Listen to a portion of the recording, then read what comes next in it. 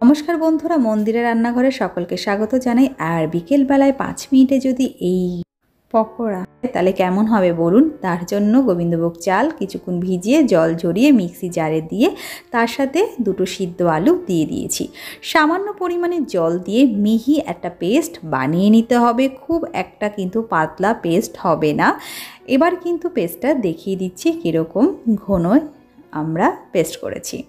এবার একটা পাত্রে ঢেলে নেব। চলুন, দেখতেই পাচ্ছেন কীরকম ঘনত্বে কিন্তু পেস্টটা রেখেছি।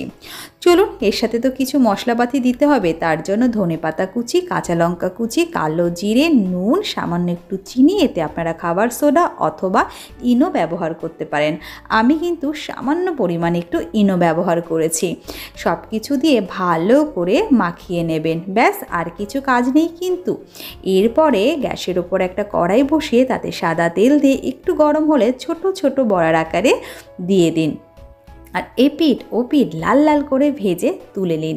বিশ্বাস করুন, খেতে কিন্তু বেশ ভালো লাগে আর একদম মুচমুচে সসের সাথে বা চায়ের সাথে দারুণ লাগবে।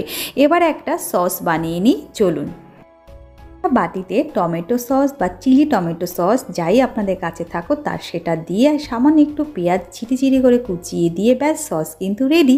এদিকে কিন্তু আমার পকোড়াগুলো ভাজা হয়ে গেছে। এবার একটা প্লেটে নামিয়ে নেব আর গরম গরম খেয়ে নেব।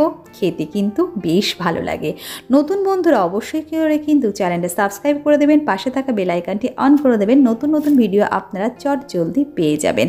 আওয়াজ শুনেই বুঝতে পারছেন কতটা ক্রিস্পি হয়েছে।